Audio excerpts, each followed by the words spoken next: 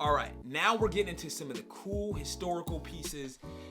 The pieces from this point are really like meaningful to me in different ways. And so I don't really want to take more time because you've already stayed so long, but if you stay this long, you're probably going to stay a couple extra minutes anyway. So now let's get into some of my memory box.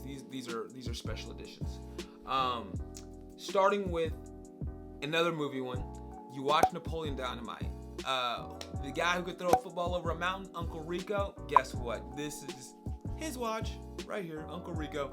I took off the bracelet though because I don't like bracelets, so that's why I did it. So I did what I do because I do what I did. Great watch, fun, cool history story. All right, another Timex Ironman. Cool fact, if you didn't know, the Indiglo feature came in about 92, 93. So any Timex Ironman that you see before that will say light, but the ones post that will say Indiglo. So this is just a cool historical piece in the collection. Really reminds me of my boy Orology of Digital. Has some of the most banger Ironmans, digital Atlantises. Man, on Instagram, he's killing it. When it comes to digital collections, Orology of Digital, he's number one, straight number one. Most people don't know this. One of the first smartwatches ever. Also, that was certified for space. Timex made that. It's the Data Link.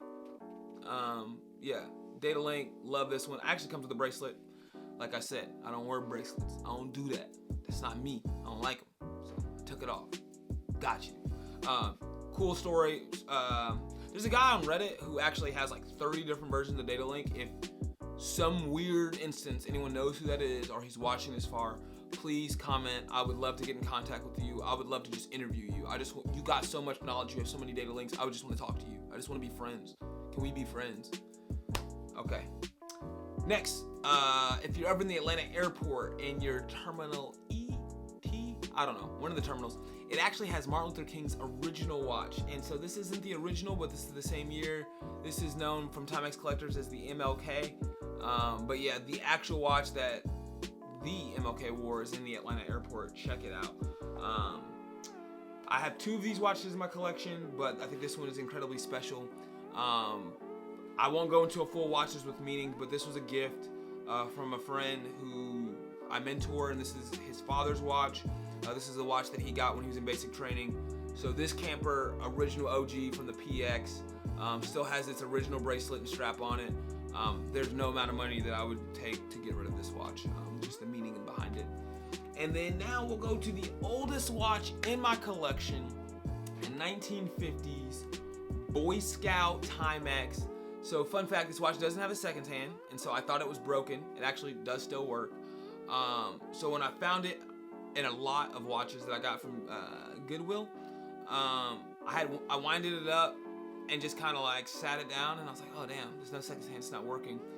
Looked through the rest of the watches, came back to it, and I was like, did the minute hand move?